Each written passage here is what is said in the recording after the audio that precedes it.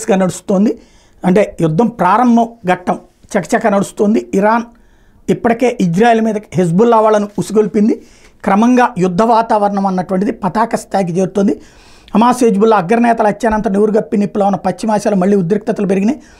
ఆదివారం తెల్లవారుజామున ఇజ్రాయెల్లోని బీట్ హిల్లెట్ ప్రాంతం మీద హెజ్బుల్లా విరుచుకుపడింది. డజన్ల కొద్ది రాకెట్లతో దాడి చేసింది.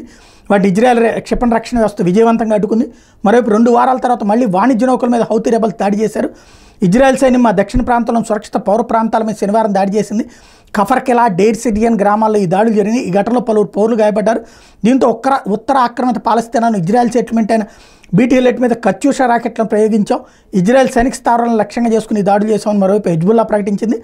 గాజాలో ఇజ్రాయెల్ని అడ్డుకుంటున్న పాలస్తీనాలకు మద్దతుగా రమియాలోని నిఘా సామాగ్రి మీద ఆదివారం దాడి చేశామని హెజ్బుల్లా చెప్పింది.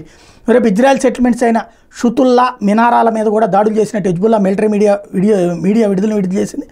మరోవైపు లైబీరియా జెండాతో గల్ఫ్ ఆఫ్ ఎడెన్ మీదుగా ప్రయాణిస్తున్న కంటైనర్ నౌక గ్రోటన్ మీద హౌతీ రెబల్స్ దాడి చేశారు. శనివారం ఈ దాడి జరిగిందని, స్వల్పంగా నౌక దెబ్బతిందని అధికారులు ప్రకటించారు.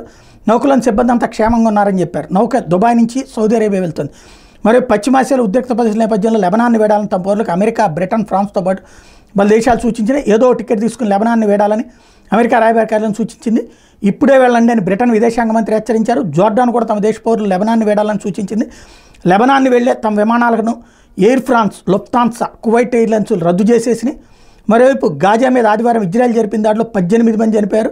అలక్సా అమర్ల ఆసుపత్రి ప్రాంగణంలో వేసినటువంటి టెంట్ మీద జరిపిన దాడిలో 4 పాలస్తీన్లు మరణించారని చెప్పి వాళ్ళు చెప్పుకొచ్చారు. డెయిర్ అల్ బలా సమీపంలోని ఇంటి మీద జరిగిన దాడిలో ఓ బాలిక ఆమె తల్లిదండ్రులు మృతి చెందారని హమాస్ తీవ్రవాదులు ప్రకటించారు. ఉత్తర గాజాలో జరిగిన మరో దాడిలో 8 మంది మరణించారు.